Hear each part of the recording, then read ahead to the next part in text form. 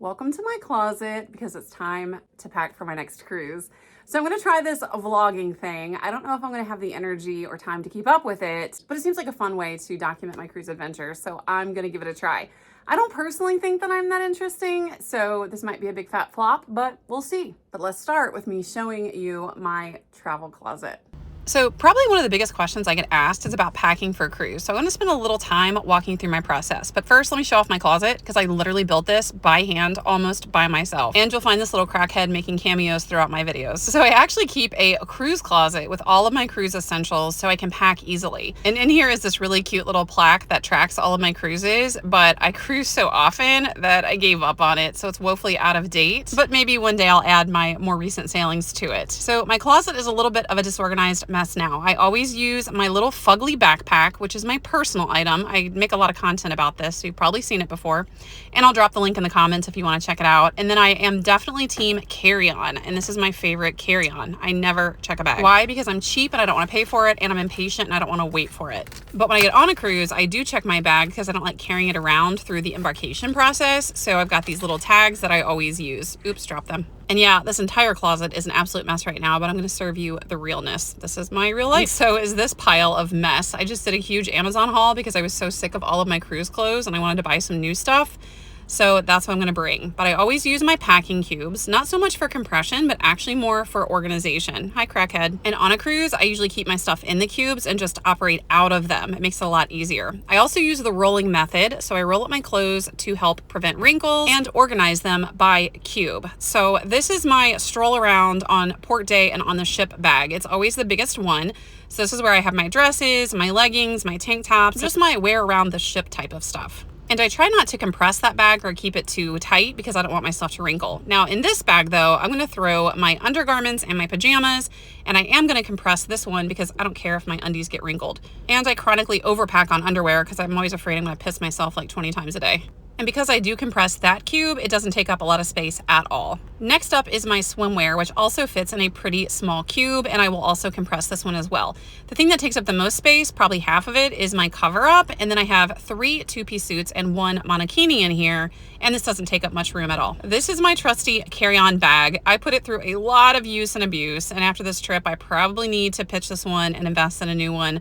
But this bag has been really good to me and I've taken it all over the world. And in this little compartment here, I always keep my fun cruise stuff because I don't want to always unpack it and repack it. I have my magnets. I have a little whiteboard where I will put a question of the day and it helps engage people on the cruise. And it's just a lot of fun. And doing these magnets helps me find my stateroom. I'm actually celebrating my birthday on this cruise, so I have these little birthday sashes and crowns that I bring on any cruise when I'm celebrating a birthday, either mine or my friends. And this is my toiletry bag. I pack so often that I just buy duplicates of everything, and so I keep this stocked all the time so I don't have to always pack it and unpack it. And then I have this little pouch that I use for my nightstand stuff. It has my glasses, a charger, my face wipes, my contacts, and my little pill container. And thankfully I don't take any daily medications, just vitamins, so I use the other compartments to store some of my jewelry, which saves space and keeps my stuff from getting all tied up. And then this is really important. I always pack a separate bag when I'm flying in the night before a cruise of all the stuff I'm going to use in the hotel, because once this suitcase is packed, I do not want to unzip it. I don't want to touch it. I only want to operate out of this, which I keep in my personal item. That really helps keep things organized and keeps me less stressed. And then I always pack my trusty waterproof beach bag. I love this bag because it has a locking mechanism. Now, of course, the thief could pretty easily break it, but it's more of a deterrent. It does have a easy carry strap like a backpack, and it's waterproof and it folds over in the top. And it doesn't take up a ton of space in my bag, which is really important as well. And inside the bag, I always keep this little mesh bag that I keep sunscreen and my 2 towel bands. I like these better than the clips because I think they're easier to carry and they're more compact. And I keep these in the bag for easy packing. I usually do bring my own snorkeling sets to save money and also to be more hygienic because I do love snorkeling. But this cruise is taking me to Mexico where there's always a lot of seaweed and not great snorkeling conditions. So I'm going to leave those at home. So as you can see, my beach bag rolls up neatly in here. I do have this little floaty that I absolutely love because it is compact. I squeeze that in here as well. Now, the biggest mistake people, especially women, make when it comes to cruise packing is the shoes. So always save the shoes for last and only fit what you have space for. On this cruise, I want to bring these little wedge shoes, and I'm actually going to wear these on embarkation day. So those are going to go in the personal bag here. And this is also where I pack my makeup and my hair stuff. Over in the carry-on, I did have to move some things around to make things fit, but I fit my sandals here on the top, and I'm going to try to wedge my shoes, my high heel shoes, over here. And those are always the problem because those heels are just super, super cumbersome. But with some jiggering around, I did make it work. I had to squeeze every compartment to make everything fit. And I keep my formal wear out and pack that last too, because it's always the biggest and the bulkiest and takes up the most space. And that's why I always get wrinkle-free fabric too. And I have to just kind of wedge that in where I can. So I have one cocktail dress, and then I have my long black formal dress. And again, those take up a lot of space. But I was able to get everything in here, even with a little bit of room to spare. But of course, becomes the challenge of, can I actually close these things? So here comes the real test. The answer is yes. It doesn't look like it, but yes, not only could I close it, but if I wanted to, I could even compress it, but I can leave it open and not have to worry about wrinkling my stuff, because I know from many times traveling with this bag, this easily fits even when expanded in the overhead bin, even on Frontier and Allegiant flights. I always bring little flight attendant gifts just to show my appreciation for the flight attendants, and they always really appreciate that. And I toss those in my personal item. And I also keep all the time in my personal item my cruise essentials, like my Clorox wipes, my hair clip, my straws, because paper straws on cruise ships always suck. And I always pack my Uno cards as well, which is great for sea days and just anytime you're traveling with kids and they get bored. And I also keep in here my custom mustard drill stickers that I hand out to people that say hello on cruises. So if you ever see me around, say hey, and I'll give you one. And I know this is not stylish, but I always have to have a fanny pack. And I keep a little name tag on my passport, which is great when I'm traveling with my kids, so we know whose passport is whose.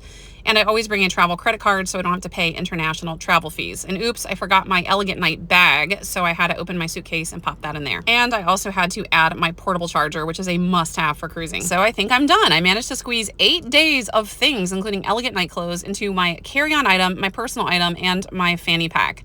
It's a tight squeeze, but I always make it work. And finally, my closet is looking more tidy. So packing this morning and trying to document it was surprisingly exhausting. I'm gonna head to my hometown and get my favorite coffee, which I do every single day.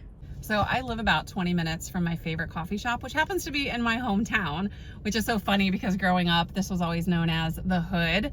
And when I went off to college at the University of Kentucky, people would ask me where I'm from and I would say Newport and they would go, ew.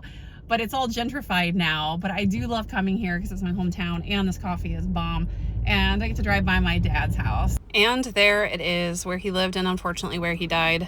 So my dad died of a heart attack when he was just 51, and I'm celebrating my birthday on this cruise, and I'm not that far away from the age he was when he passed away. And that's a little scary, and I think that's why I love to cruise so much, because you never know when your life is gonna end. And so I live every day to the fullest. And unfortunately, my dad was an alcoholic for most of his life. He did make amends before he died, and I loved him dearly. And I still mourn him to this day, many years after he passed away. But that's actually part of the reason why I'm not a big drinker, why I love my coffee drinks, because I do try to not repeat the mistakes that my parents made. And alcoholism does run in my family, so it's coffee for me. And here's my favorite coffee spot. I come here literally every day, and I do a lot of work on my laptop from here. Oh, it's like manna from heaven. My little treat every day. I'm so glad to get away from this nasty weather. So when I'm on a cruise, I'm always evaluating the coffee, and I'm getting ready to go on a Carnival cruise. And I like Java Blue, but it's just not as good as my hometown coffee. But then again, nothing is. And honestly, I think the cruise line that has the best coffee is Virgin Voyages. I just took a Virgin cruise, and their coffee was chef's kiss. Very good. So my toxic trait is that I cannot stand idle time, and my flight doesn't leave until 5:30. So that's really dangerous for me because then I end up doing way too much. So I'm gonna run now and get my nails done because they look pretty raggedy. And my friend from college, Kelly, who's cruising with me, she's gonna meet me at the nail place. Then I gotta go to the bank, go home, go to the airport, and then head out to Orlando. And look, Kelly's here! At the bank getting cash and stocking up on $2 bills. I like to use these as tips because a lot of the cruise line staff love them and consider them lucky. Heading out now to the airport, and the benefit of having an adult daughter that you bought a very expensive car for is that it's your own personal Uber service. And related to money, people always ask me how much money to bring on a cruise. That is just such a deeply personal thing of how much people spend that it's really impossible to answer. I personally bring about $500 in cash. I use most of that for tips here and there. When I buy things in port, I usually prefer to pay cash because sometimes credit card fraud can happen. But I usually don't spend $500 in cash during a cruise because the cruise ship experience is mostly cashless. So everything goes on your account and that gets charged to your card at the end of the cruise, or of course you could take cash and put it on your account. But for me, I usually bring about $500 cash and I bring lots of singles for tipping. Well, here we are at the airport. We board in about an hour and a half. Hopefully it is a smooth flight. And we're about to take off for Orlando and then Port Canaveral tomorrow.